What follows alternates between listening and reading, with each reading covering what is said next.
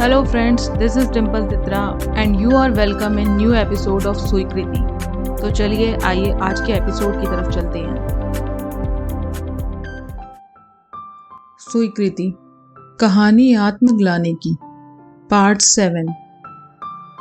3 महीने बीत चुके थे मगर मैं अब भी इंडिया में ही था क्योंकि मेरे घर वालों ने मुझे वापस जाने नहीं दिया था। हमारी बहस आज भी जारी थी कि मुझे कनाडा वापस जाना चाहिए या नहीं। वो अपने कारणों पर अड़े हुए थे और मैं अपनी वजहों पर इन सब उपद्रवों के बावजूद जब भी मैं शाम को कुछ मिनटों के लिए उस पटरी पर जाकर बैठता और उसे देखता तो मेरा सारा गुस्सा शांत हो जाता और मन एक अजीब सुकून से भर जाता। उसको देखते देखते तब तक महीनों बीत चुके थे, इसलिए मेरे मन में कई बार यह बात आ चुकी थी कि क्यों ना मैं रॉबिन को उसके बारे में सब बता दूं। मैंने कई बार कोशिश की मगर यह सोचकर रुक गया कि मैं उसे क्या बताऊंगा। मेरे पास उसकी कोई जानकारी नहीं थी। एक रविवार रॉबिन की छुट्टी थी। उस दिन उसकी माँ अपने भाई के घर गई हुई थी तो रॉबिन घर में अकेला था, जिस कारण मैं उसकी बोरियत मिटाने उसके घर जा पहुंचा था। जाने क्यों उस दिन मेरे अंदर इस लड़की के बारे में बताने की हिम्मत आ गई तो मैंने रॉबिन को सारा मामला बताया। क्या बात कर रहा है, अब तक तू सिर्फ उसे देखने के लिए आता था और मुझे कोई खबर ही नहीं।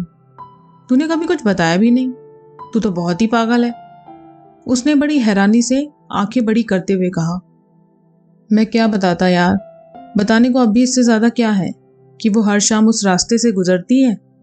अभी तक तो ये एक तरफा खिंचाव का मामला है क्योंकि उसे तो खबर भी नहीं कि कोई उसको निहारने रोज 10 किलोमीटर दूर आता है। कोई ऐसा भी है जिसकी नींदें उसके ख्यालों ने मुहाल की हुई हैं। मैंने बेबसी में निगाह जमीन की तरफ कर ली। वैसे प्यार व्यार का मामला है या फिर बस आंखें सेकने तक की बात है? उसने हल्की मुस्कुराहट के साथ मेरी आंखों में झांक कर कहा। माफ कर, प्यार के मामले में मैं कोई ज्ञानी आदमी नहीं। मैंने भंवरे की तरह जीवन जरूर जिया है मगर फूलों के इर्द गिर्द, ना कि मर मिटने की नीयत से क्षमा के नजदीक। बाकी ये क्या मामला है मुझे खुद भी नहीं मालूम। बस इतना कह सकता हूँ कि उसको देखे बिना सुकून नहीं मिलता। चल कोई नहीं, शाम को चलते हैं। मैं भी तो देखूं कि कौन है वो लड़की, क्या पता मैं उसे जानता ही हूं। लेकिन क्या? उसने हैरानी से मेरी तरफ देखकर कहा। यार वो हफ्ते के आखिरी दिनों में नहीं आती, मैंने लाचारगी से कहा। बहुत खूब, तो जनाब को यह भी खबर है कि कौन से दिन आती है और कौन से दिन नहीं आती। वैसे कमाल है, तू मेरी बगल में बैठकर इतने महीनों से ये सब करता रहा और मुझे पता ही नहीं चला। उसने अचरज भरे भावों के साथ मुस्कुराकर कहा। अब बार बार एक ही बात ना दोहरा, कहा तो कि बताने की हिम्मत नहीं हुई, मैंने झुंझलाकर कहा। अच्छा चिढ़ क्यों रहा है? आज इतवार है तो आज नहीं आएगी ना वो, मगर कल तो आएगी, तो कल चलेंगे। यह कहकर वह रसोई में जाने को खड़ा हो गया। कुछ खाएगा? क्योंकि मुझे तो बहुत भूख लगी है, इसलिए नूडल्स बनाने जा रहा हूँ। हाँ थोड़े से खा लूंगा। मैंने पलंग पर पड़े टीवी के रिमोट को आगे झुककर उठाया। रॉबिन के किचन में जाने के बाद मैं काफी देर तक टीवी के चैनल्स बदलता रहा, पर टीवी में कुछ अच्छा आता न देखकर मैं बोर सा महसूस करने लगा, इसलिए बाहर बालकनी में जाकर खड़ा हो गया। जब मैं उसकी बालकनी से आधा लटक कर नीचे का नजारा देख रहा था तभी मेरी नजर जिस पर पड़ी उसे देखकर मैं सन्न रह गया। ये तो वही थी जो रॉबिन की बिल्डिंग की तरफ आ रही थी। मैं फटाफट रसोई में रॉबिन को बुलाने के लिए भागा ताकि मैं उसे दिखा सकूं कि वो कौन है, पर जब तक रॉबिन बालकनी में आया तब तक वो गायब हो चुकी थी। अच्छा ठीक है, पागल क्यों हुआ जाता है? अगर वो मेरी बिल्डिंग में आई है तो वापस भी तो जाएगी।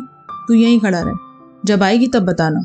रॉबिन ने इतना कहा और वापस रसोई में चला गया।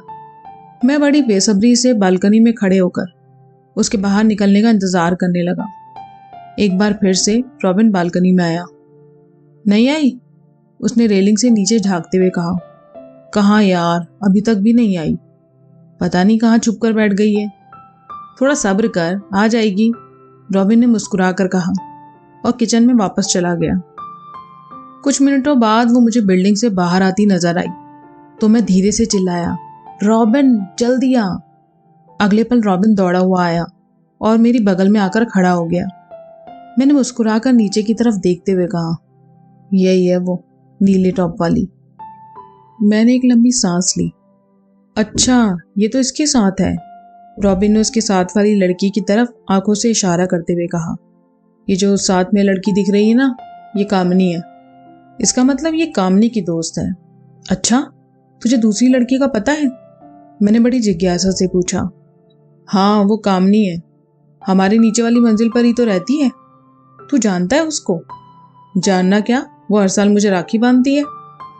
अगले पल मैंने देखा कि वो लड़की बिल्डिंग में दोबारा वापस आ रही थी, तो मैंने बहाने से नीचे जाने का विचार बनाया ताकि एक बार उसके पास से गुजर सकूं।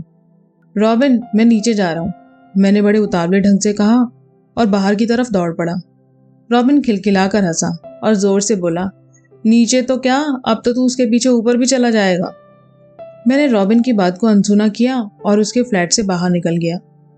जब मैं निचली मंजिल पर पहुंचा तो वो मगन होकर कामनी से बातें कर रही थी। उस दिन मैंने पहली बार उसे अपने इतने नजदीक महसूस किया था। उस वक्त मैं करीब 2 फीट की दूरी से उसके पास से गुजरा। मुझे याद है कि एक नजर उठाकर उसने भी मुझे देखा था। मैं यकीन से कह सकता हूँ कि उस शाम उसने मुझे पहली बार देखा होगा, क्योंकि सड़क पर तो वो कभी नजर यहाँ वहाँ करती नहीं थी। जब उसने नजर उठाई तो मैंने फौरन गिरा ली। मैं उसकी आंखों में देख नहीं पाया। ऐसा इसलिए नहीं था कि उससे मैं झिझक रहा था, बल्कि मैं ये नहीं चाहता था कि उसको उस समय यह पता चले कि मैं उसे नियत करके देख रहा था। फिर भी उन पलों में मैं उसे जितना देख पाया, नजदीक से वो मुझे और ज्यादा खूबसूरत लगी। मैं गौर करके जो चीज ढंग से देख पाया था वो थी उसकी गहरी काली खिंची हुई आंखें, जो काफी खूबसूरत थी। उसकी वो घुमावदार पलकें किसी को भी पागल करने के लिए काफी थी। मैं नीचे गया और बाइक को जगह जगह टटोल कर ऐसे नाटक किया जैसे मैं अपनी बाइक में कुछ देखने आया हूँ। इसी नाटक में मैंने बाइक एक बार स्टार्ट की और फौरन बंद करके ऊपर चढ़ाया। जब मैं सीढ़ियां चढ़कर पहली मंजिल पर पहुंचा तो उस समय भी वो कामनी के दरवाजे पर खड़ी होकर उससे बातें कर रही थी। ऊपर जाते वक्त भी मुझे उसकी पीठ के बिल्कुल पास से गुजरना था। जब मैं ऊपर चढ़ रहा था तो उसकी कमर को मैंने चोर निगाहों से देखा। देखकर मन में आया कि उसके और नजदीक जाकर उसे छू लूं। मैं फटाफट रॉबिन की बालकनी में जा पहुंचा ताकि उसे नीचे उतरते हुए फिर से देख सकूं। रॉबिन, अब तुझे ही कुछ करना होगा। यार, मैं कामनी को जानता हूँ, उसको थोड़ी ना जानता हूँ, पर फिर भी मैं कामनी से पूछूंगा। रॉबिन ने मुझे आश्वस्त किया। यार, ये तो तेरी कॉलोनी में ही रहती है, तो तूने कभी तो उसे देखा होगा कि कहाँ रहती है। ओ भाई साहब, इस कॉलोनी में पूरे 2500 मकान हैं और हर मकान में कम से कम 4 आदमी तो रहते होंगे, तो मेरे लिए हर किसी को जान पाना बिल्कुल भी संभव नहीं। पर फिर भी तू फिक्र ना कर, मैं कामनी से बात करके उसका कोई ना कोई अता पता जरूर निकालूंगा। नहीं, तू प्लीज अभी मेरे लिए जाकर कामनी से बात कर, मैं उतावला होकर बोला।